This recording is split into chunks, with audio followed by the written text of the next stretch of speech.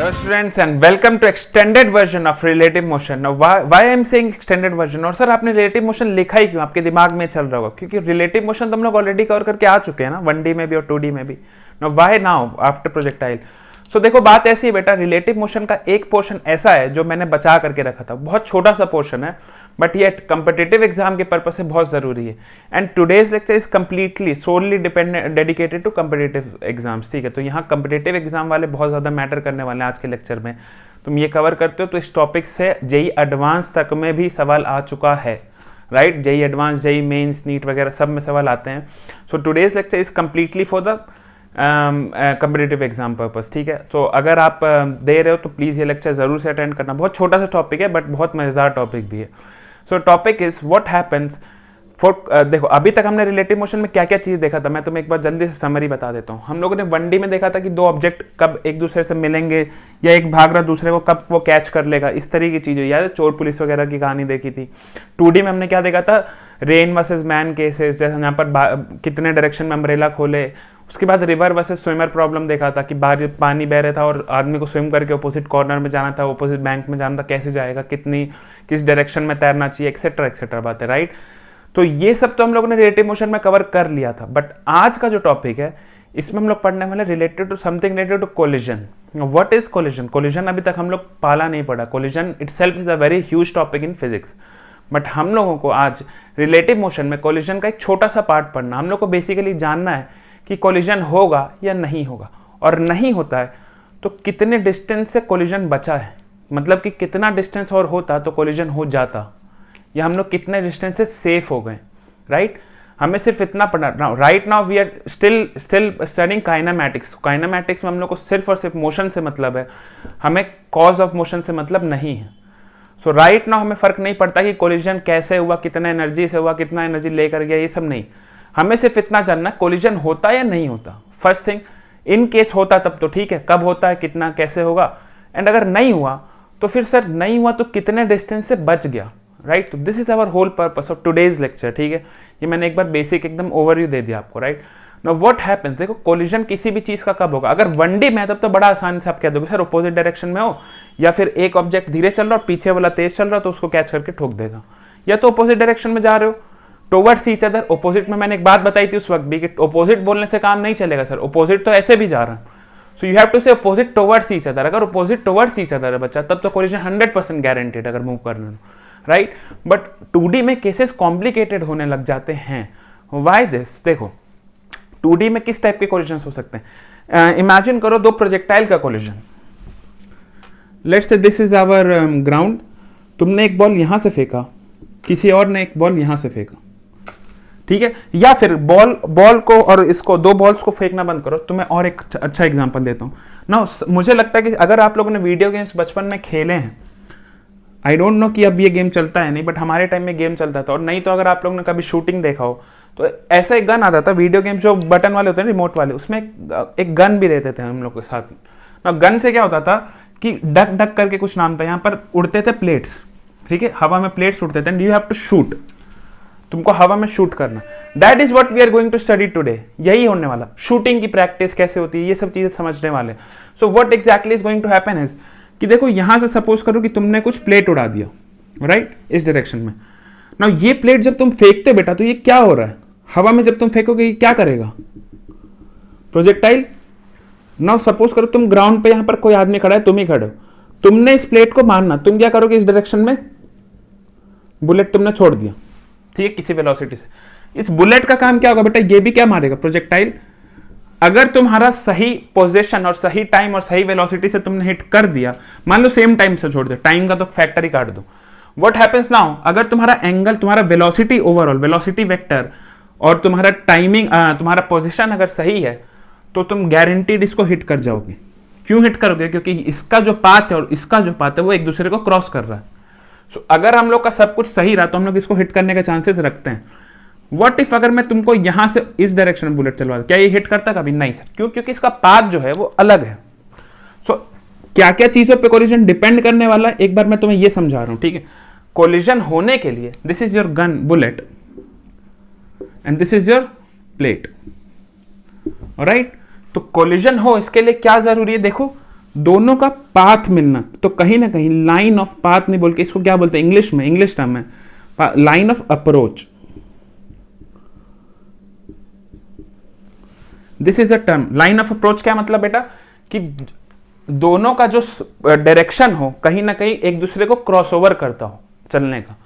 So line of approach is a very important condition. ठीक है, मैं लिख देता हूं इसको। Line of approach must be same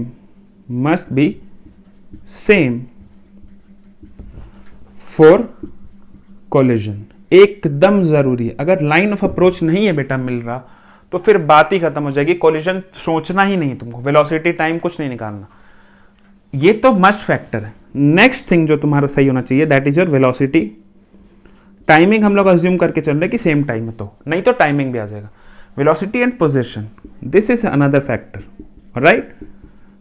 फिलहाल हम लोग टाइमिंग सेम मान के चलते, तो this is your second factor which should be considered. But the most important, the must point, the most necessary point to have a collision between two particles is the line of approach। अगर ये same नहीं है तो फिर कहानी खत्म है, तुमको आगे जाने की जरूरत ही नहीं है। नो सवाल होता है ये लाइन ऑफ अप्रोच कैसे पता चलेगा सर। राइट नाउ तो आपने एक रैंडम एग्जांपल दे दिया और बता दिया बोर्ड में कि line of collision, but what happens in reality, reality में जब हम लोग क्वेश्चंस में उतरेंगे तब कैसे पता करेंगे। सो टुडे हम लोग सीखेंगे, आज अभी हम लोग सीखने वाले लाइन ऑफ अप्रोच होता क्या, कैसे निकालते हैं, राइट। एंड देन अगर उसको सीख गए तो उसके बाद बहुत आसान हो जाएगा कैसे, तुम खुद देखोगे, राइट। सो इसमें सर ये सब तो ठीक था, बट इसमें रिलेटिव मोशन अभी तक तो कुछ रिलेटिव दिखा ही नहीं हमें।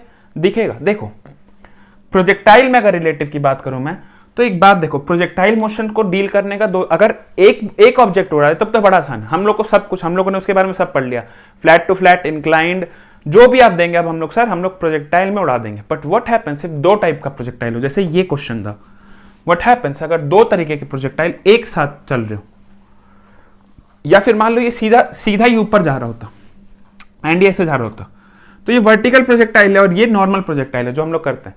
So what happens in such cases, ऐसे केसेस में क्या होगा, राइट। ऐसे केसेस में देखो, अगर इसको नॉर्मली सॉल्व करने जाओगे without use of relative motion तो बहुत ही ज्यादा कॉम्प्लिकेटेड हो जाएगा चीज, ठीक है, बहुत कॉम्प्लिकेटेड होने लग जाएंगे। नाउ रिलेटिव मोशन क्या करेगा और कहां अप्लाई होगा ये समझो। अगर मैं इसको रिलेटिव मोशन में कन्वर्ट कर दूंगा तो हम लोग करेंगे क्या, हम लोग रिलेटिव मोशन में क्या करते हैं बेटा, एक को ऑब्जर्वर और एक को बीइंग ऑब्जर्व कर देते हैं, राइट। सो हम लोग ऑब्जर्वर को हम लोग क्या करते हैं, basically we call the observer and we ask कि हाउ इज द सिचुएशन। क्या बोल रहा हूं मैं कि हम लोग किसी एक ऑब्जर्वर को, let's say bullet is the observer, तो हम बुलेट को फोन करेंगे या फिर हम लोग प्लेट को ऑब्जर्वर चलते हैं क्योंकि प्लेट को हिट करने वाला, लेट्स से हम लोग plate is observer, so plate को हम लोग फोन करेंगे, पूछेंगे कैसा लगता है, क्या सीन है। तो बेटा प्लेट के लिए देखो नाउ 1D में रिलेटिव मोशन बहुत इजी था, ऑब्जर्वर क्या करता था, फोन मारता था और बताता है ऐसा ऐसा ऐसा। But right now both are in motion, right. ना अगर दोनों मोशन में है तो इससे अगर हम लोग पूछेंगे बिना फोन करके तो इसको खुद भी बहुत दिक्कत हो जाएगा। ये बता तो देगा बट हम लोग समझ नहीं पाएंगे। ये क्या बताएगा कि मैं रुक गया हूं और जितना मैं रुका हूं इसको रोकने के लिए कितना बेटा चाहिए, यहां पर इस डायरेक्शन में इतनी वेलोसिटी आनी चाहिए, तो इतनी वेलोसिटी से ये तो कैंसिल हो जाएगा, लेकिन ये इसको भी ट्रांसफर करेगा, तो इसको अगर ये ट्रांसफर करेगा तो इसको एक्चुअल वेलोसिटी इधर थी, एक इधर वेलोसिटी भी आ जाएगी, राइट। तो इस तरह कुछ सिचुएशन एक्सप्लेन करेगा। ये समझ में आ रहा है क्या, क्या बोला मैंने। हमने प्लेट को फोन किया, हमने इसको ऑब्जर्वर बना दिया, हमने पूछा कि तुमको लगता है बुलेट तुमको हिट करेगा, तो प्लेट क्या बोलेगा कि सर मैं तो इधर मूव कर रहा था, और जैसे ही तुम ऑब्जर्वर पे बनाते हो किसी को, तुम क्या करते हो, तुम उसके ऊपर बैठ जाते हो, तुम प्लेट के ऊपर बैठ गए। The moment you sit on the plate, ये चीजें मैंने ऑलरेडी रिलेटिव मोशन में एक्सप्लेन कर दी है। जैसे ही हम लोग ऑब्जेक्ट पे बैठ जाते हैं व्हाट हैपेंस कि उसका वेलोसिटी हम लोग जीरो काउंट कर लेते हैं। वाई, बिकॉज हम लोग भी उसी की स्पीड से मूव कर रहे हैं, उसी डायरेक्शन में। सो द मोमेंट तुम प्लेट को ऑब्जर्वर बना दिए, तुम इसकी वेलोसिटी ग्रैब कर लिए, तो तुमने किया क्या, तुमने जो भी ऑब्जेक्ट इसके आसपास था, जो भी ऑब्जेक्ट जो इस डायरेक्शन में इस वेलोसिटी से घूम रहा था, उसको तुमने जीरो बना दिया। ऐसा कैसे किया सर, हमने एक नेगेटिव वेलोसिटी अप्लाई कर दी। हम लोग को पता कंसेप्ट, ये सब हम लोग ने रेन मैन मैसेज में खूब देखा क्वेश्चन, रिवर एंड रेन वाले प्रॉब्लम्स है। सो बेसिकली हमने एक अपोजिट डायरेक्शन में वेलोसिटी चिपका दिया, एंड बिकॉज इसको हम लोग जीरो करने के लिए चिपकाया, तो आसपास के जितने भी ऑब्जेक्ट है सबको इतनी वेलोसिटी हम लोग गिफ्ट कर देंगे ना। अब पूरा गेम इसका है कि ये दोनों वेलोसिटी मिलके क्या जादू करती है, right. Now that you have sit on the plate, तुमने इसको ऑब्जर्वर बनाया, ये स्टेशनरी हो गया, क्या समझ में आता है ना। तुम जिसको ऑब्जर्वर बनाते हो वो रुक जाता, अब उसका मोशन नहीं हो रहा। So this object is still now, और इस बुलेट के पास एक्चुअल में तो इस ग्राउंड से इस तरफ वेलोसिटी थी, बट प्लेट के रिस्पेक्ट में इसकी वेलोसिटी ऐसे है। तो बेटा इसका एक रिजल्टेंट होगा, ये तुमको दिख रहा है एक वेक्टर है v जो रिजॉल्व हुआ वो दो तरीके से।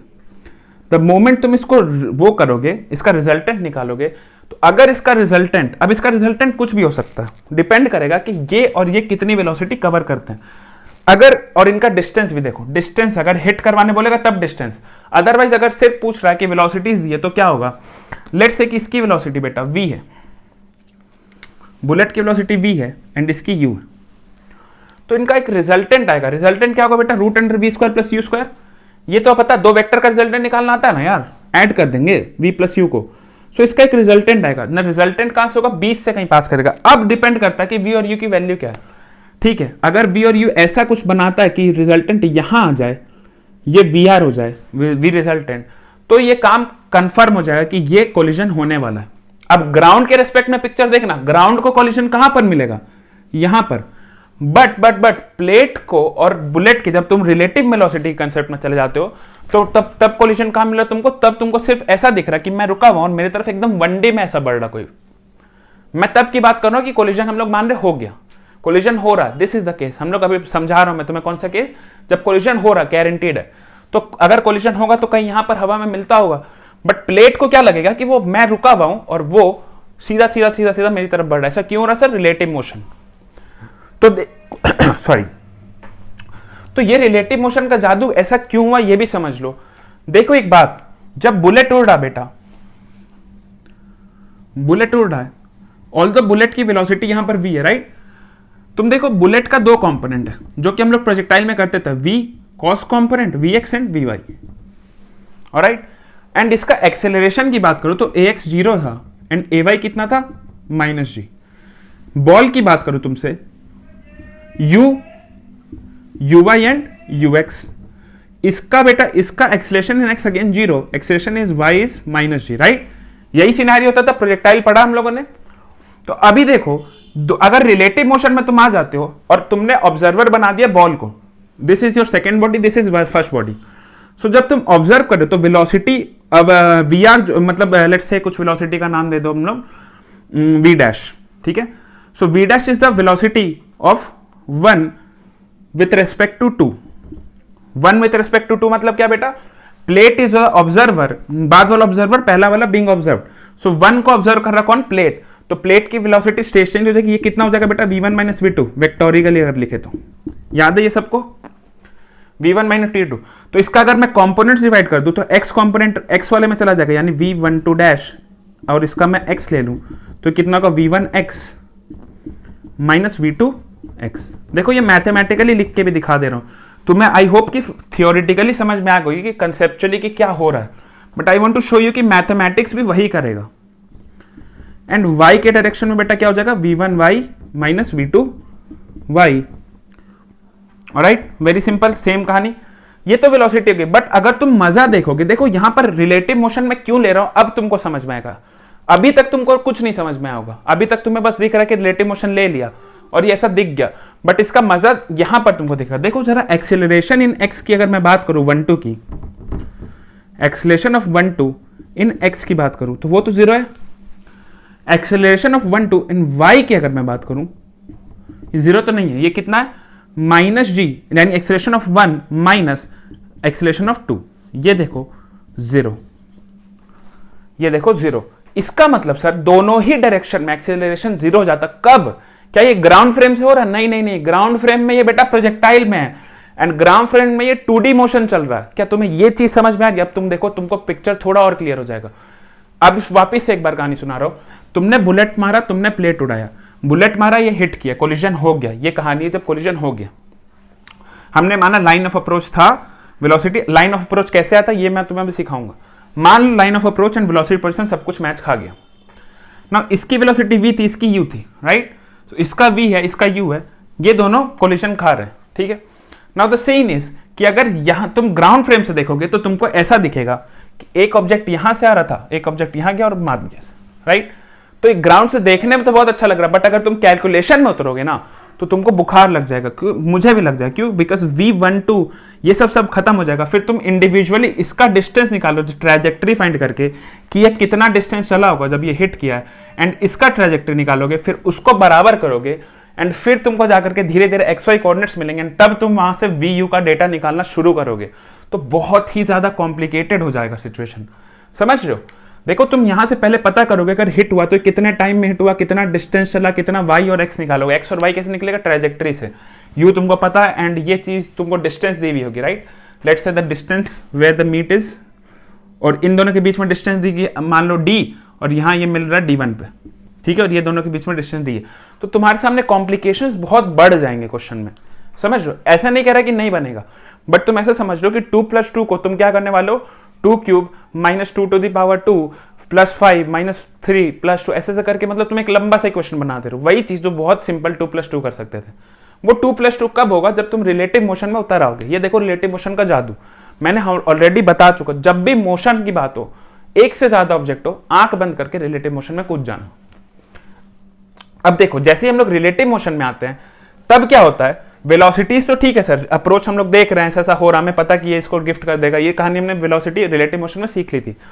द गुड थिंग और the best thing about relative motion is कि यहाँ प्रोजेक्टाइल जो दिख रहा था वो प्रोजेक्टाइल रह ही नहीं गया। वाई? बिकॉज प्लेट और बुलेट दोनों पे G एक्सेलेरेशन लग रहा है, तो अगर तुम्हें भी G लग रहा है, इधर भी G लग रहा है, तो ये क्या करेगा, एक दूसरे को रिलेटिवली देखेगा, तो बोलेगा ना मुझे कोई एक्सेलेरेशन ना तुम्हें कोई acceleration. Why? Because we both have same acceleration in same direction.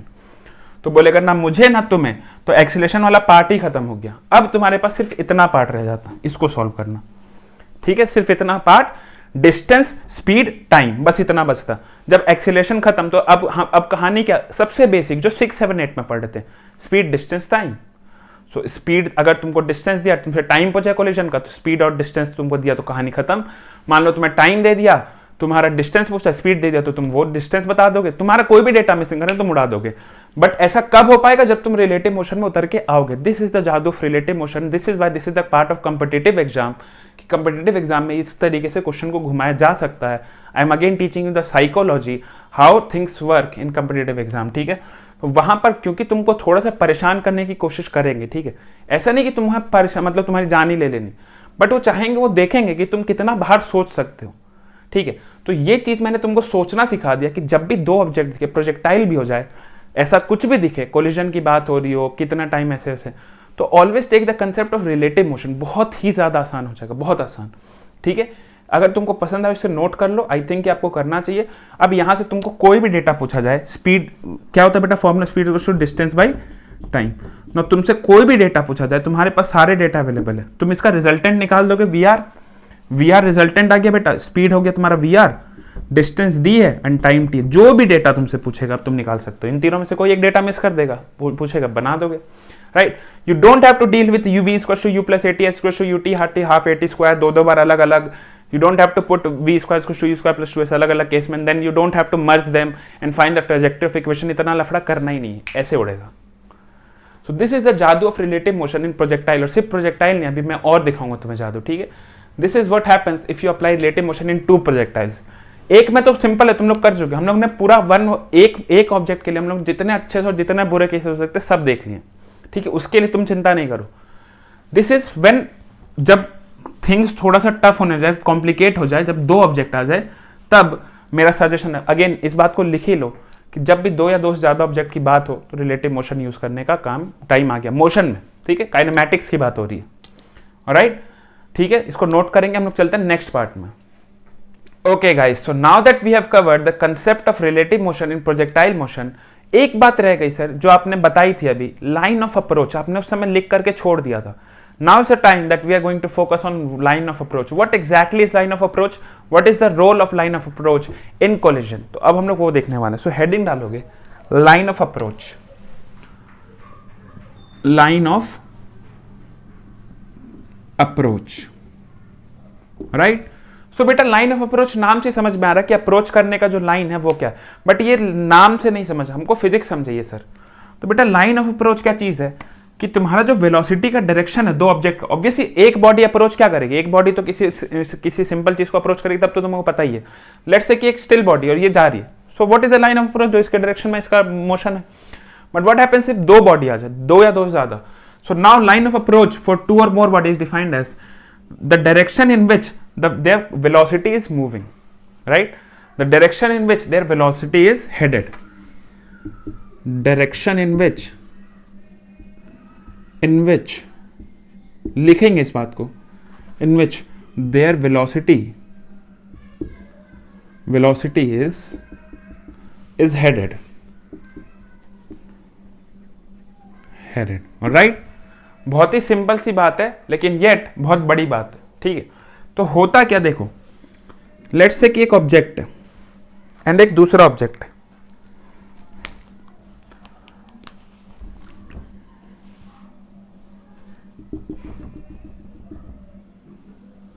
ठीक है, now let's say this object is moving with velocity v in this direction, and यहां पर एक ऑब्जेक्ट है जो भी लेट्स से ये भी v से या फिर u से, लेट्स कॉल इट u ताकि थोड़ा सा क्लैरिटी बना रहे, u से अप्रोच कर रहा है इस बॉडी को. ठीक है, now see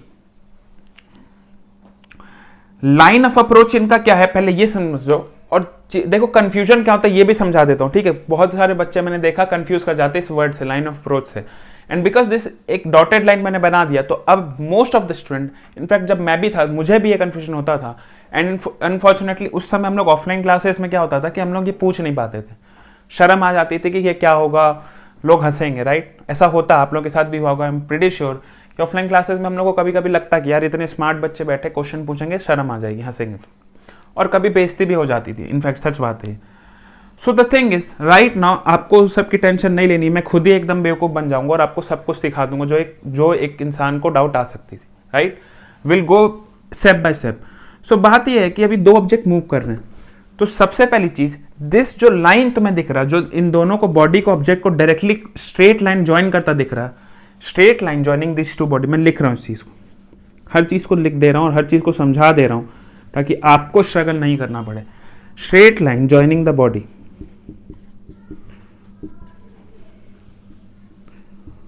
this is not line of approach बच्चा. ठीक है, पहली बात समझ लो, straight line joining the body is simply line joining, is line joining them. ठीक है, मतलब सर ये इसका कोई स्पेशल कुछ नहीं है, इसको सिर्फ इतना ही बोलेंगे लाइन ज्वाइनिंग देम या line joining the bodies. This is not and this is, इसको भी लिख लो, this is not what line of approach stands for.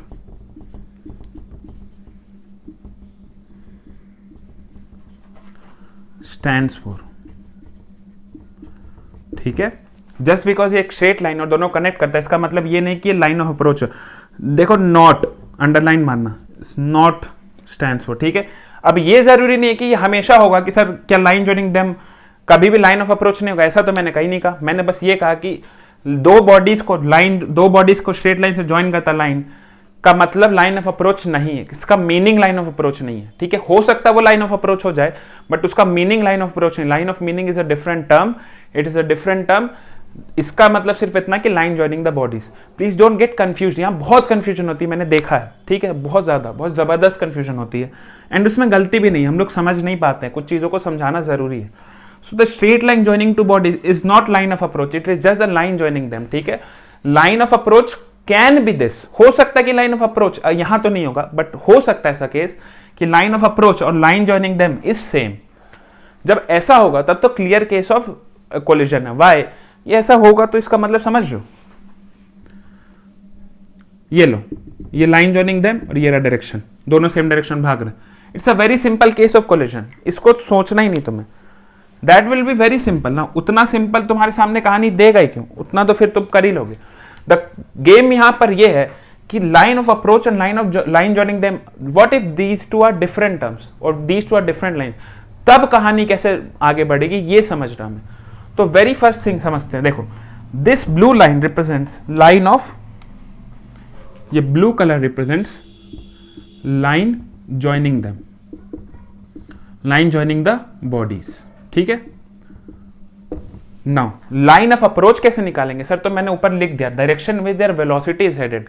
So velocity तो सर दो है, तो बेटा अब यहां पर अगेन रिलेटिव मोशन आने वाला है, इसीलिए रिलेटिव मोशन के अंदर ये स्पेशल आता है, क्योंकि अब रिलेटिव मोशन का कंसेप्ट हम वापस डालने वाले हैं। वाई, सुनो, अगर तुम इसका अलोन मतलब सेपरेट केसेस पढ़ने की कोशिश करोगे तो इसका लाइन ऑफ अप्रोच को डील करना is almost very very very tough, मतलब कि एकदम इट्स एज गुड एज कि तुम नहीं कर पाओगे right now. So what we gonna do is, इसीलिए रिलेटिव मोशन कंसेप्ट को लाया गया था। रिलेटिव मोशन क्या करेगा, वो उसका काम क्या होता है, एक को ऑब्जर्वर बनाइए, एक को ऑब्जर्व करिए। Now the moment you set one as observer, वो क्या करता है, वो खुद को रोक देता, बोलता है मैं रुक गया हूं, ठीक है, क्योंकि मैं रुक गया हूं तो अब मेरे आसपास के ऑब्जेक्ट जो भी मेरे सेम वेलोसिटी से इस डायरेक्शन में मूव कर रहे हैं वो सब रुक चुके हैं, और जो इधर उधर भी जा रहे हैं उनको मैं अपना वेलोसिटी गिफ्ट कर दूंगा बट अपोजिट डायरेक्शन में। ये बात हमने सीख रखी। लेट्स मेक, एक काम करो, इसको कहते हैं हम लोग 1, लेट्स कॉल दिस 2। तो बेटा 2 को है ना ऑब्जर्वर बना देते हैं, लेट्स कॉल 1-2 वाला केस, ठीक है, V of 1-2 केस पढ़ना, ठीक है। So what is going to happen in 1-2, तुमने 2 को क्या किया, कॉल, तुमने मारा कॉल, पूछा 2 भाई तुम्हारे साथ तुम्हें क्या लगता है, क्या तुम और ये कभी मिलोगे, ठीक है। ये कौन है, ये है रोमियो, ये जूलियट, लगा दिया तुमने फोन रोमियो से, ठीक, मिलोगे। बोला भाई केस बड़ा खतरनाक सा केस, कुछ ऐसा, ये क्या बोलेगा, तुम खुद देखो, तुम यहाँ पे बैठ जाओ एक बार इसके पास और देखो, द मोमेंट यू सिट, इसका वेलोसिटी कितना हो जाएगा, 0, वेरी नाइस। इसको 0 तुम कैसे किया बेटा, तुमने एक ऑपोजिट डायरेक्शन में सेम डायरेक्शन, ऑपोजिट डायरेक्शन में सेम मैग्नीट्यूड का वेलोसिटी जोड़ दिया, that is how we make it 0। हम लोग क्या करते हैं, उतना ही हम इमेजिन करते हैं, ये रियल में नहीं हो रहा है, 0 है क्या, ग्राउंड के एस्पेक्ट में नहीं है, 0 ग्राउंड के एस्पेक्ट में भाग रहा है उससे। तुम ट्रेन में बैठ गए तो तुम ट्रेन के अंदर तो बेटा स्टिल हो ना, तुमने क्या किया, तुमने ऐसा इमेजिन कर लिया कि ट्रेन का जितना आगे था उतना ही मैंने हम एक पीछे भी वेलोसिटी, बट क्या ग्राउंड वाला ये बोलेगा, बोलेगा पागल है, ग्राउंड वाला क्या बोलेगा, तुम जा रहे हो उससे। So the moment you set him observer, इसके लिए एक नेगेटिव डायरेक्शन में सेम मैग्नीट्यूड की वेलोसिटी है और इसके आसपास जितने भी ऑब्जेक्ट है सबके लिए एक गिफ्टेड वेलोसिटी है, इसने गिफ्ट कर दी। The moment you gift this velocity to 1 को कहा एक इधर u वेलोसिटी तुमने गिफ्ट कर दिया, राइट नाउ। अब 2 है स्टिल, 2 बेटा क्या हो गया, अगेन वही बुलेट और प्लेट वाला केस, 2 स्टिल हो गया। द मोमेंट 2 स्टिल, अब तुमने 2 से फोन करके पूछा है कि क्या लगता है रोमियो भाई, क्या लगता है, वो बोलेगा कि भैया जूलियट तो है, वो कहां जा रही है, क्या वो यहां जा रही है, नहीं, क्या वो यहां जा रही है, नहीं नहीं नहीं, क्यों, क्योंकि जूलियट के पास 2 डायरेक्शन में वेलोसिटी है। जब तो ये ऑलरेडी रिजॉल्व है, जब तुम इसका रिजल्टेंट लोगे तो मे बी हो सकता है अगर रोमियो की स्पीड ज्यादा हो तो यहां नीचे की तरफ होगी, अगर जूलियट की स्पीड ज्यादा तो यहां होगी, और लेट्स से कि अगर दोनों सेम स्पीड से तो 45 डिग्री पे निकल जाएगी। ये तो तुम्हें पता, अगर वी होगा तो 45 डिग्री पे जाएगा बाइसेक्ट करते हुए। सो मान लेते हैं अभी कुछ भी मान लो, मान लो कुछ एंगल थीटा से गया, this is your resultant velocity, ठीक है, this is your v r is resultant velocity, let's call this angle theta. तो बेटा अब जो बोलेगा रोमियो बोलेगा कि ना तो वो सीधा जा रही है, ना ऐसे जा रही है, ना ऊपर जा रही है, वो कहां जा रही है, इसको लगेगा कि जूलियट ऐसे जा रही है, ऐसे, ठीक है। अब इस चीज को हम लोग कैसे इमेजिन करेंगे 3D वर्ल्ड में, रियलिटी में, तो सपोज करो कि मैं ऐसे चल रहा हूं, दिस इज रोमियो, मैं ऐसे जा रहा हूं, ठीक है। नाउ इमेजिन जूलियट का जो वॉक है बेटा, जूलियट ऐसे आगे बोर्ड की तरफ चल रही है, राइट, रोमियो ऐसे आ रहा है, जूलियट ऐसे जा रही है, रोमियो ऐसे आ रहा है, जूलियट ऐसे जा रही है, ये ग्राउंड फेस देखना, Romeo is this, Juliet is this, ठीक है। बट रोमियो को अब क्या लगेगा, अगर रोमियो को तुम स्टिल कर देते हो, ऑब्जर्व, देखो ये ग्राउंड फ्रेम है, रोमियो का फ्रेम नहीं है ये, this is ground frame. But अगर तुम रोमियो के फ्रेम में बैठ जाते हो तो तुमको क्या लगेगा, जूलियट कैसे जा रही है, ऐसे, ठीक है। क्या जूलियट सच में ऐसे जा रही है, जूलियट तो ऐसे मूव कर रही थी ना, बट रोमियो क्या तुमको जवाब देगा, सर जूलियट इस तरीके से निकल रही है मुझसे, कुछ इस तरीके से, मतलब वो आना चाहती है लेकिन उसके पिताजी ने उसे रोक दिया, समझ में आ रहा है, उसको साइड ले जा रहे हैं। सो दिस इज रोमियो क्या एक्सप्लेन करेगा बेटा, this is the situation, and वही हो रहा है यहां पर। जब तुमने रोमियो से पूछा ग्राउंड के एस्पेक्ट में क्या हो रहा था, ये इधर जाता है, ये इधर, बट जैसे ही तुमने ग्राउंड को, तुमने सेकंड ऑब्जेक्ट को रोक दिया और उससे ऑब्जर्वर बनाया, वो बोलेगा कि मैं खड़ा हूं और ये कुछ इस तरीके से, और कैसे चलता जाएगा, ये चलता ही जाएगा कुछ इस तरीके से, ठीक है, ये ऐसे चलता जाएगा, ये स्टिल है और इसका डायरेक्शन बेटा ये है, 2 के रेस्पेक्ट में 1 का डायरेक्शन ऐसा है और 2 स्टिल है। क्या ये जिंदगी में कभी तुम्हें लगता है मिलेंगे, कभी भी, क्या ये ऑब्जेक्ट यहां रुका हुआ और ये ऐसे चलता हुआ आदमी कभी मिलेगा? कभी नहीं। तो this is a case when they will never collision, ठीक है, केस ऑफ नो कोलिजन। तो ये तो सर, और ये तो हो सकता था लाइन ऑफ अप्रोच मिलते तब भी केस नहीं होता, तब भी कोलिजन नहीं होता, ऐसा भी हो सकता है। ऐसा भी हो सकता है क्या सर कि अप्रोच, लाइन ऑफ अप्रोच मिल जाए तो भी कोलिजन नहीं? हाँ हो सकता है। मैंने 2 पॉइंट लिखा था जस्ट उससे थोड़ी देर पहले प्रोजेक्टाइल में कि सर पहला जो मस्ट कंडीशन है वो लाइन ऑफ अप्रोच है, बट साथ ही साथ एक और कंडीशन है, द वेलोसिटी एंड पोजीशन। तो हो सकता है कि मान लो कि ये ऐसे जा रहा था और ये ऐसे जा रहा था।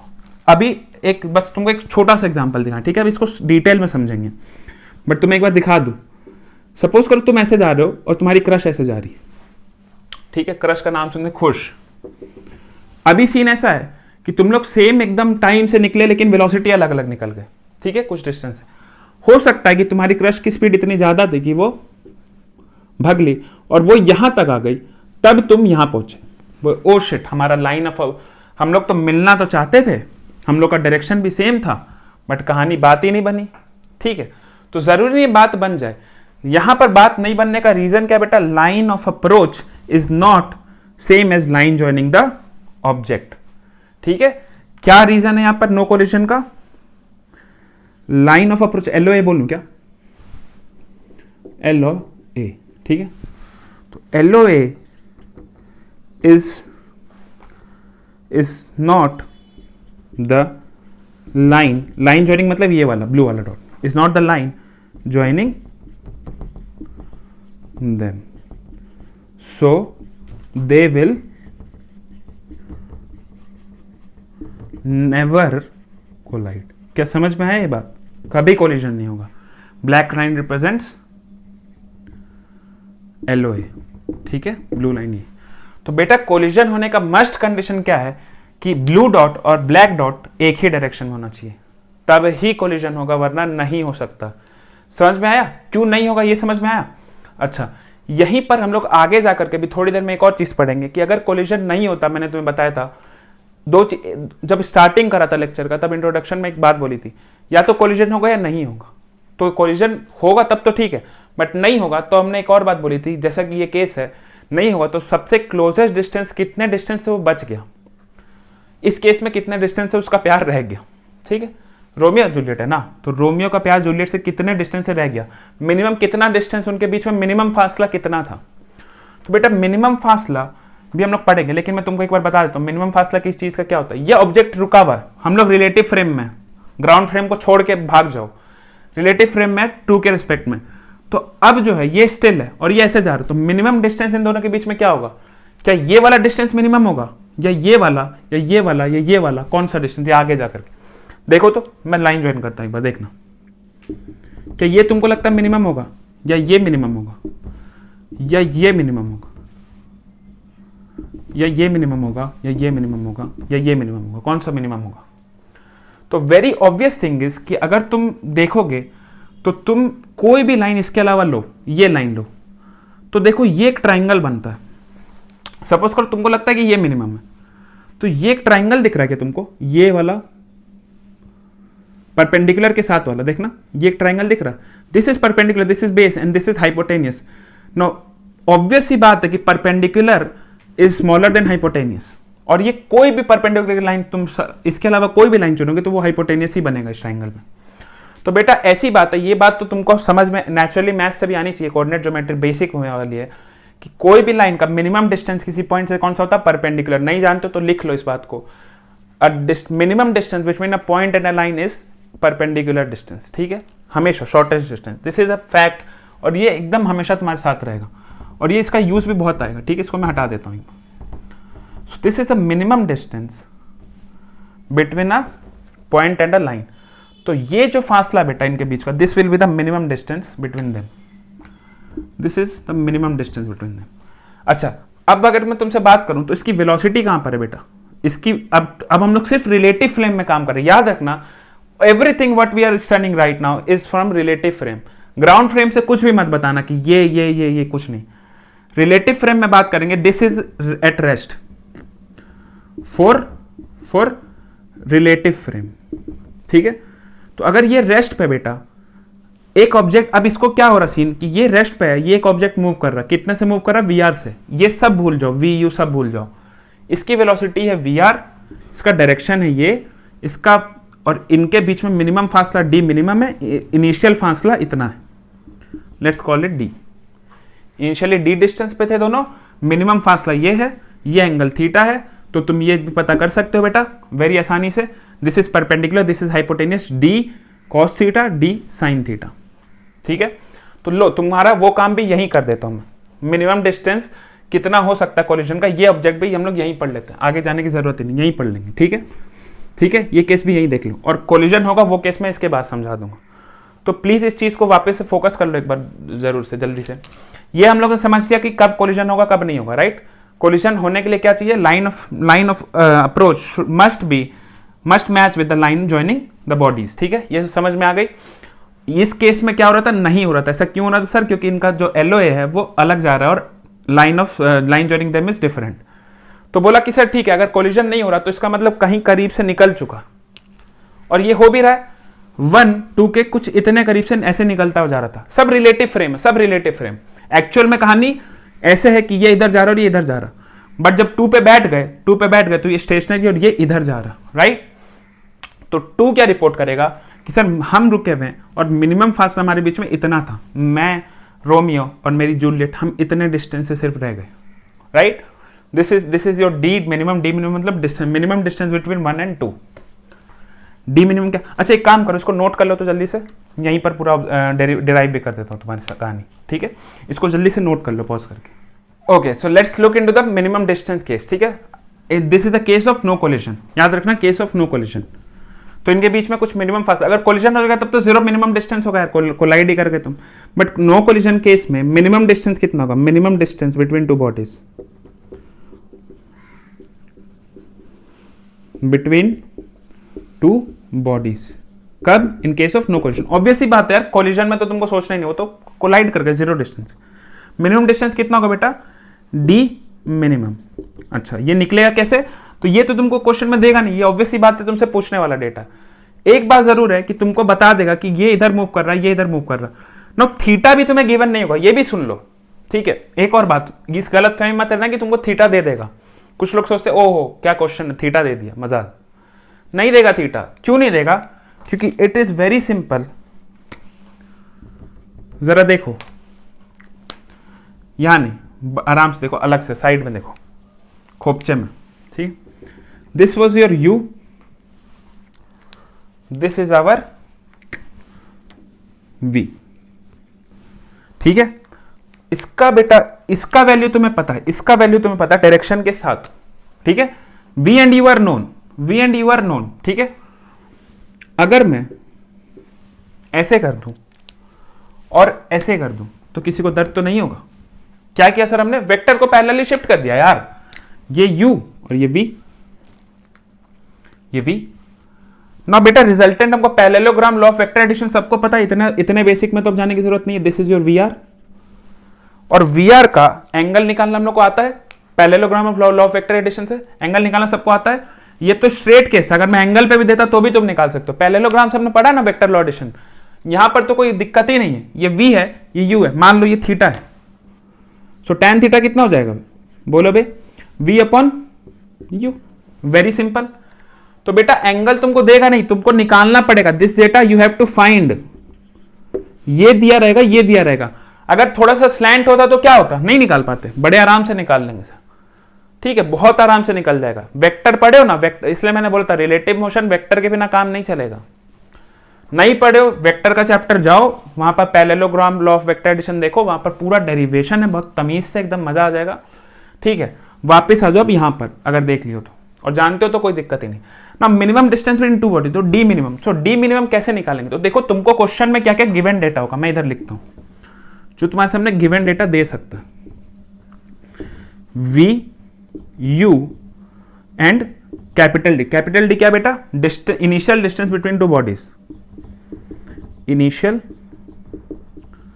डिस्टेंस बिटवीन बॉडीज, ठीक है, ठीक है, बोलो ठीक है, चलो। तो बेटा डी दिया रहेगा, वी यू दिया रहेगा, सो हम लोग ने वी और यू की मदद से थीटा फाइंड कर लिया, वेरी गुड।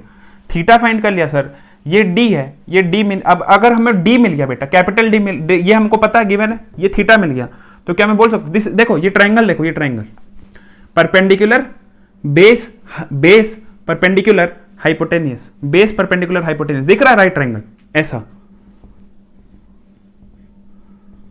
यही तो है, यही तो है ये। तो बेटा बेस परपेंडिकुलर हाइपोटेनियस है, तो तुम्हें पता है इसके साथ वाला एंगल कॉस हो जाता है एंड इसके साथ इसके अपोजिट वाला साइन, तो यानी कि डी मिनिमम को डी साइन थीटा बोल सकता हूं।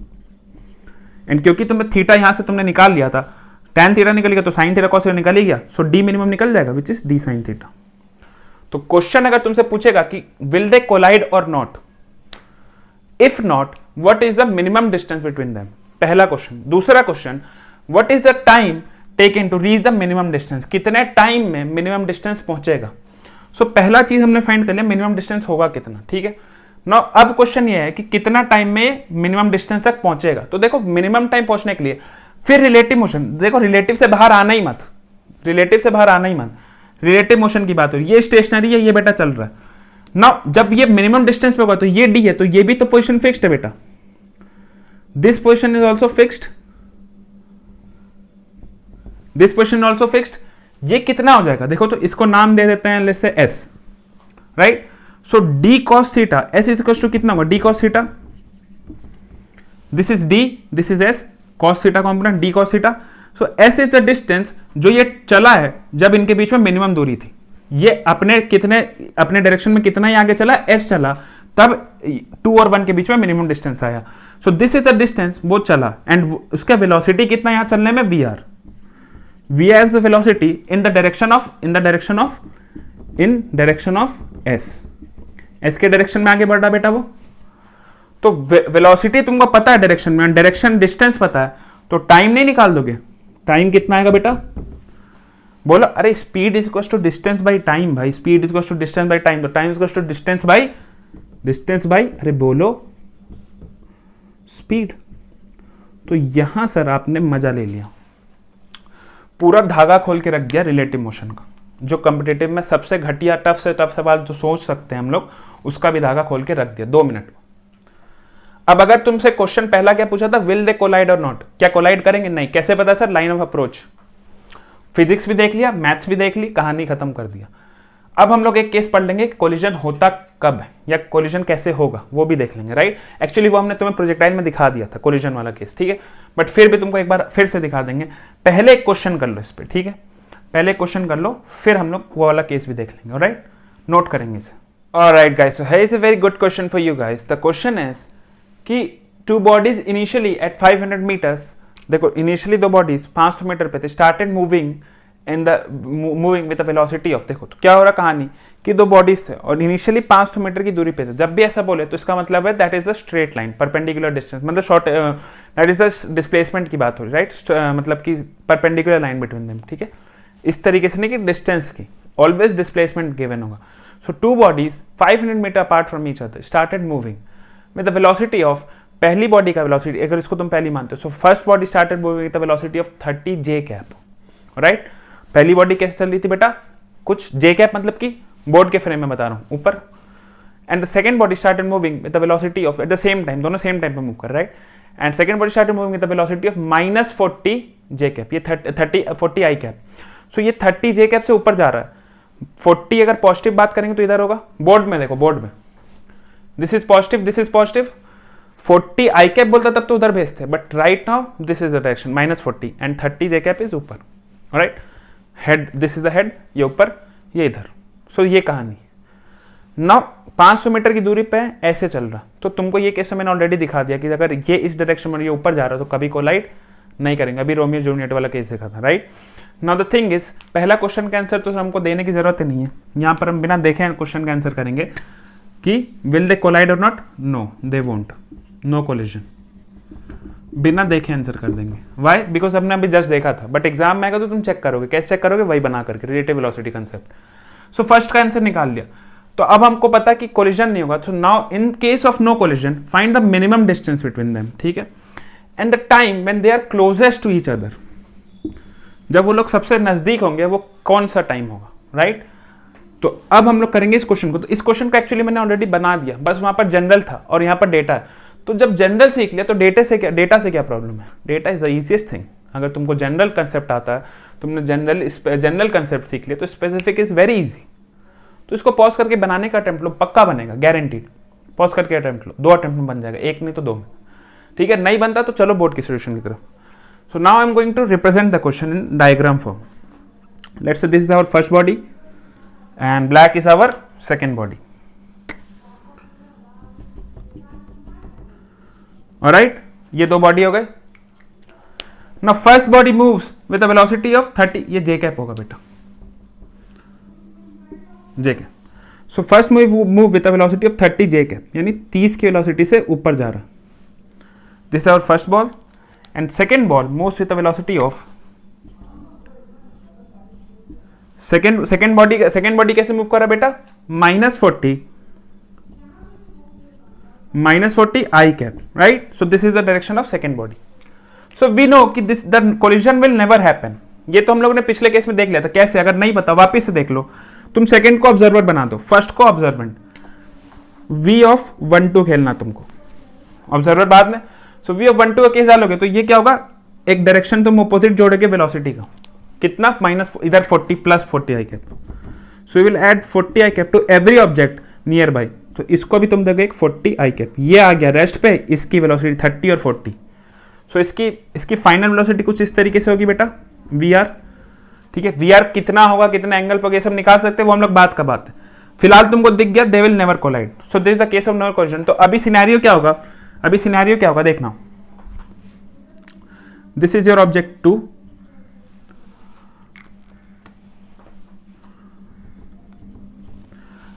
this is your object 1, right। अभी 2 रेस्ट पे है, ऑब्जेक्ट 1 की वेलोसिटी कितनी बेटा? कुछ ऐसे, ठीक है। ये उसका डायरेक्शन है मोशन का, रिजल्टेंट यहां पर है वी आर, इस तरीके से वी आर मूव कर रहा है। डेटा भी कितना हमें नहीं पता, वो हम लोग निकाल लेंगे। And this is theta. तो अब हमें एक बार और बात पता सर कि मिनिमम डिस्टेंस कब होता है? परपेंडिकुलर टू दिस पॉइंट का मिनिमम, लाइन से किसी लाइन से पॉइंट का मिनिमम डिस्टेंस कितना होता है उसका? Perpendicular. So this is your, ये गिवन है क्या? डी कितना है? 500। ये डी मिनिमम पूछ रहा है, ठीक है। मिनिमम टाइम, वो टाइम वाला केस भी हम लोग जानते हैं, क्या करेंगे? This by v r. चलो वो बाद में, पहले बात करते हैं डी मिनिमम की। डी मिनिमम निकालना, in order to find D minimum सबसे पहला हमारा काम है वी आर और थीटा निकालना, वरना कुछ नहीं निकलेगा। थीटा निकालना तो सबसे पहला डी मिनिमम के लिए, टाइम के लिए वी आर, बट थीटा निकालना is very important. And theta कैसे निकलेगा सर? बड़ा ही प्यारा सा और सिंपल सा केस है बच्चों। ये अगर वी आर है, so this is also your 30, this is also 30। ये देखो, ये 30, ये 30, ये हो गया triangle of vertical equation, parallelogram में नहीं जाऊंगा मैं। थीटा ये लो। So we are cos theta, देखो tan थीटा, ये तो ऐसे ही निकल गया, tan थीटा इज 3/4। इसका मतलब थीटा कितना होने वाला? 37 डिग्री। सबको याद हो चुका अब तो, 37 और 53 का केस। Okay, so tan theta is 37 and v r अगर फाइंड करने की बात करो तो मैं वो भी यहीं से निकाल देता हूं। देखो v r cos 37 is equal to 40। मानते हो? cos वाला कॉम्पोनेंट थीटा वाला साथ में।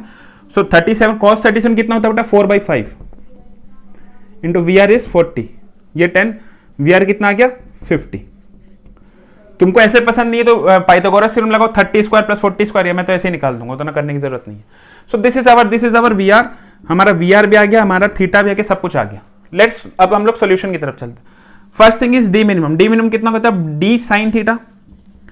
रटना नहीं है, रटना का भी मत जिंदगी में प्लीज, मैं बार बार बोल रहा हूं, रटना नहीं है। तुमको फिगर में दिख रहा है, देखो D cos theta, D sine theta. So this is D sine theta. बेटा साइन थीटा कितना होगा? 3/5। What is D? 500 इंटू 3/5 कितना हो गया बेटा? 300। मिनिमम डिस्टेंस बिटवीन 300, ठीक है। This a very common question, बहुत कॉमन क्वेश्चन है, बट इसको बनाना कितना आसान कर सकते हैं हम लोग का ये पर्पस था। क्वेश्चन तो यही सब बनेगा, डेटा चेंज कर देगा और क्या करोगे? यहाँ प्लेन उड़ा दोगे, कभी बॉल उड़ा दोगे, कभी डेटा बदल दोगे, और क्या करोगे? सो this is D minimum. D minimum निकल गया। नेक्स्ट थिंग इज कि कब, कौन से टाइम में क्लोजेस्ट होगा? क्लोजेस्ट टाइम कब होगा बेटा? जब ये यहां पर होगा, जब 1 यहां पर होगा तब ये होगा, राइट। तो 1 यहां से यहां तक का डिस्टेंस कितना होगा बेटा? s। What is s? d cos theta. s is d cos theta and time taken to s by v r, यानी कि डी कॉस थीटा कितना हो जाएगा 500 इंटू 4/5। वी आर कितना बेटा, वी आर निकाला तभी हम लोगों ने 50, 100 टू 8 सेकेंड्स। वेरी नाइस, लो जी खत्म। 8 सेकेंड में ये कहानी हो जाएगी जब वो मिनिमम डिस्टेंस शॉर्ट क्लोजेस्ट होंगे, एंड मिनिमम डिस्टेंस उनके बीच में कितना होगा 300 मीटर का। समझ में आया? A very easy question, a very basic one, सिर्फ डेटा डालो, आलू डालो, सोना निकालो, as Rahul Gandhi sir said. ठीक है, तो कोलिजन नहीं को तीनों आंसर निकाल लिया हम लोगों ने आराम से। जेई नीट जो भी चीज़ है उसमें एग्जाम में मार्क्स पा लिया, वेरी सिंपल। ठीक है, सिर्फ तुमको ये समझना था कि रिलेटिव वेलोसिटी का कंसेप्ट कैसे अप्लाई करते हैं, and this is the magic of relative velocity. जो तुमको इतना आसान लग रहा है ना, तुम विदाउट रिलेटिव वेलोसिटी अटेम्प्ट करके देखना, तुमको समझ में आ जाएगा कि ये क्वेश्चन कितना तबाही कर सकता है। एंड जिनका रिलेटिव वेलोसिटी कंसेप्ट क्लियर नहीं है ना, उनको पूछना ये क्वेश्चन का भी, उनको बुखार लग जाएगा, वो बनाए अटेम्प्ट ही नहीं लेंगे क्वेश्चन को। कुछ लोग तो अटेम्प्ट भी नहीं लेंगे, भाग जाएंगे ऐसे। जहां बोलेगा मिनिमम डिस्टेंस का कंसेप्ट और टाइम का क्लोजेस्ट टाइम है, सब सुन कर इतना क्वेश्चन ही सुन के भाग जाते हैं लोग अटेम्प्ट लेने की कोशिश में। हालांकि क्वेश्चन अटेम्प्ट करने में टफ नहीं है, बट यू नो व्हाट, देखो जो चीज नोन होता है ना उससे डर नहीं लगता, उसके लिए हम लोग प्रिपेयर है। जो अननोन है उससे डर लगता है। Always there is the fear of unknown, this is the unknown thing to them. अगर उनके पास रिलेटिव वेलोसिटी कंसेप्ट नहीं है अच्छा, तो ये अननोन है, ये अननोन चीज उनको मार देगा। तुम्हारे पास है, तुम लोगों ने लेक्चर देखा, तुम लोग शेयर करो, बाकियों को भी फैलाओ। आई वॉन्ट कि सबके पास बराबर टूल हो, and then the fight should happen, right? I always say this. So इसको नोट कर लो, अगर नहीं बनाओ तो, बन गया तो वेरी गुड, कोई दिक्कत नहीं है। ठीक है, नोट करो। इसके बाद मैं तुमको एक जल्दी से वो बात बता देता हूँ, the case where both will collide. ठीक है, वो कैसे होता है इसको नोट कर लो। Guys, so let's move into the second case which is case of collision. जब कोलिजन होगा तब क्या होगा इन 2D, राइट? 1D का तो बहुत सिंपल है। So let's talk about 1D में तो करा भी रखा तुम लोग को रिलेटिव मोशन में, कब वो वहां कोलिजन नहीं बोले, क्या बोलते, कब उसको पकड़ लेगा, अप्रोच करेगा, राइट? यहां पर केस होता है कोलिजन का, क्योंकि 2D है। नाउ 2D में कोलिजन कब होगा बेटा? अगेन वही बात, अगर इनका लाइन ऑफ अप्रोच और लाइन जॉइनिंग देम मैच कर जाए, उसके लिए हम लोग क्या करेंगे सर? अगेन हम लोग को 2 बॉडीज दिख गई, अलग अलग डायरेक्शन है, रिलेटिव वेलोसिटी आंख बंद करके चिपकाएंगे। तो किसी एक को ऑब्जर्वर मान लो, लेट्स से कि 2 is observer, again 1 2 V12 case. चलो बेटा, अगर 2 इज ऑब्जर्वर तो यहां पर एक तुम जोड़ोगे V नेगेटिव में, ऑपोजिट डायरेक्शन में। वाई? ताकि ये हो जाए स्टेबल। क्यों? क्योंकि हम लोग इसको कॉल करेंगे, ऑब्जर्वर बनाएंगे, ये स्टिल हो जाएगा। ये स्टिल होगा तो आसपास के ऑब्जेक्ट में जितनी भी चीजें हैं, आप खुद के साथ साथ सबको एक नेगेटिव मतलब ऑपोजिट डायरेक्शन में V देगा, सो दैट सब कुछ उतने स्पीड से स्लो डाउन कर जाए। सो इसने इसको कर दिया गिफ्ट V। अब सिनेरियो ये है बेटा कि ये इसका एंगल है बीटा, इसको तुम कंपोनेंट वाइज भी डिवाइड करके कर सकते हो एंड बिना कंपोनेंट के भी। दिस इज बीटा, तो ये एंगल भी कितना हो जाएगा बीटा। वाई? बिकॉज देखो अगेन पैरेलल वाला कंसेप्ट, पैरेलल एंगल्स वाला, ये थीटा तो ये थीटा, जेड बन रहा है, पैरेलल लाइंस में जेड बनता तो एंगल सेम हो जाते, right? So that's the same concept. तो ये बीटा ये वी है, ये यू है। अब सीन ये है कि इसका फिर तुम रिजल्टेंट निकालोगे। देखो 2 को क्या लग रहा है कि ये स्टिल है, तो ये मूव कर रहा है। कहां मूव कर रहा है ये कौन बताएगा? रिजल्टेंट। तो अगर रिजल्टेंट यहां पर आ गया वी आर, किसका रिजल्टेंट? यू और वी का। और ऐसा कब होगा? अच्छा, यू और वी का रिजल्टेंट यहां कब आएगा? जब यू का u y component and v y component same हो जाए। अगर ये सेम नहीं हुआ बेटा, अगर ये सेम नहीं हुआ तो कहीं ना कहीं वी आर का पार्ट ऊपर में भी आ जाएगा, हॉरिजॉन्टल नहीं जाकर के ऊपर भी आ जाएगा, ऊपर या नीचे। अगर ये ज्यादा होगा तो ऊपर चला जाएगा, ये ज्यादा होगा तो नीचे चला जाएगा। तो ये ऑब्वियस ही बात है, ऊपर नीचे डेविएट कर जाएगा, and that will be again the case of no collision. तो फिर मिनिमम डिस्टेंस का केस बन जाता है, जो कि हम लोग कर चुके हैं। बट अगर कोलिजन होना तो इसका एक कंफर्म है कि इसका, अगर इस केस की बात हो रही है तो इसका वी वाई कॉम्पोनेंट दोनों का सेम होना चाहिए। ठीक है, तभी तो सिर्फ इस डायरेक्शन में इसके पास हॉरिजॉन्टल डायरेक्शन में वेलोसिटी बचेगी। सो एक तो ये हो जाएगा, सिर्फ ये पर्टिकुलर केस, जरूरी नहीं हर बार वी आर हो। अगर ये वी वाई में मूव कर रहे होते तो एक्स वाला कैंसिल कराते हैं। ठीक है, जरूर रटना नहीं है चीजों को, समझो। मैं कह रहा हूं कि यहां पर ये V है, ये U है, इसका एक रिजल्टेंट आएगा। The resultant should be in the direction of line joining for collision. ये बात लिख भी चुका और फिर से लिख दे रहा हूं, for collision LOA and line joining bodies must be. अब तुम्हें एक बात बोलूंगा, तुम हंसोगे, शौक में भी होगे। For collision LOA and line joining body must be same. ठीक है, इसका मतलब सर अगर कोलिजन कराना है तो ये होना चाहिए। अब मान लो इनके बीच में इनिशियली डिस्टेंस है d, अब तुमसे क्वेश्चन क्या पूछ सकता, कोलिजन तो हो ही रहा है, जब कोलिजन हो रहा है तभी की बात, नहीं कोलिजन केस तो हम लोग पढ़ लिए, कोलिजन हो रहा है इस केस में। सो इन केस ऑफ कोलिजन मान लो डिस्टेंस दी है तो तुमसे क्वेश्चन क्या पूछ सकता, कितने टाइम में कोलाइड करेगा, राइट? इससे ज्यादा क्या पूछेगा, इससे ज्यादा तुमसे क्या पूछेगा? या फिर तुमको डिस्टेंस दे दिया, टाइम दे दे कितने टाइम में कोलाइड कर रहा है, और एक का वेलोसिटी दे देगा, दूसरा गायब कर देगा, तो निकाल दोगे तुम। तो कहीं ना कहीं क्वेश्चन वहीं ना घूमेगा, एक्सेलरेशन की तो दिक्कत ही नहीं है, ठीक है। मान लो कि ये 2D ऐसे नहीं चल के ग्राउंड और उसमें चल रहा है, हवा वाले स्काई फ्रेम में, सो देन यहां पर क्या होगा, प्रोजेक्टाइल, समझ रहे प्रोजेक्टाइल है, तब क्या होगा, तो अगेन फिर वेलोसिटी एक्स और वाई में तोड़ोगे ना, acceleration in x already zero है, एक्सेलरेशन इन वाई क्या है, दोनों का सेम है, रिलेटिव मोशन से अगेन जीरो। ये क्या बन गया, घूम फिर करके वापस ही वही केसेस आता जा रहा है जब सिर्फ वेलोसिटी मैटर करेगी, एक्सेलरेशन मैटर ही नहीं करेगा, क्योंकि दोनों के पास सेम एक्सेलरेशन है, तो हो या नहीं हो कोई बात नहीं, रिलेटिव फ्रेम से खेलना तब। Otherwise question can be very complicated. Relative frame use करेंगे, दो ऑब्जेक्ट अलग अलग direction, relative frame same direction में भी लगा सकते हो, बहुत ईजी, और लगाना भी चाहिए भी, ठीक है। बहुत रेयर केस मिलेगा कि दो से ज्यादा बॉडीज और रिलेटिव के बिना बन जा रहा, बनेगा तो है but it will be very complicated. हमारे पास हम लोग रिस्क लेने थोड़े जा रहे, तूफानी करना थोड़े एग्जाम में, एग्जाम क्लियर करना है ना, दैट इज अ तूफानी thing. So focus on clearing the exam. तो रिलेटिव मोशन का केस यहाँ पर तुमको समझ में आ रहा, सो केस विल अगेन भी कि वीआर को लाइन ज्वाइनिंग देम के बीच में होना चाहिए, यानी वीआर का डायरेक्शन ये होना चाहिए, इनका कंपोनेंट जो है u cos alpha and v cos beta, that should be in the direction of line joining them. समझ में आ रहा है क्या, वीआर का वैल्यू कितना हो जाएगा, u cos alpha and v cos beta, right. So अगर ऐसा होता तो हो जाएगा, तो तुमसे पूछेगा टाइम कितना, तो वीआर टाइम कितना हो जाएगा बेटा, डिस्टेंस बाय वीआर। वीआर कैसे निकालोगे, ये इस केस में क्या है, u cos alpha plus v cos beta, right, and vy should be equal to uy, so that v r का सिर्फ हॉरिजॉन्टल कंपोनेंट बचे, क्योंकि ये स्टिल हो गया ना। अब इसको क्या लगना चाहिए कि मेरे पास स्ट्रेट लाइन में आ रहा है, तभी तो भिड़ेगा, ठीक है। अब तुमको एक बात बता देता हूं, ये जो हमने तुम्हें सिखाया है ना, इसके ऊपर तुमको रिलेटिव मोशन में हमने ऑलरेडी क्वेश्चन करा दिया था, बहुत अच्छा क्वेश्चन, बहुत अच्छे से पूरे तमीज से, इसीलिए मैं कोलिजन पार्ट को लास्ट में रख रहा था, क्योंकि ये पोर्शन जो है ये ऑलरेडी डिस्कस है, ये वाला जब कोलिजन होगा। आज का मेन टॉपिक क्या था, नो कोलिजन के केस में मिनिमम डिस्टेंस और क्लोजेस्ट डिस्टेंस के बीच में टाइम कितना होगा, ये हम लोग को पढ़ना था, राइट।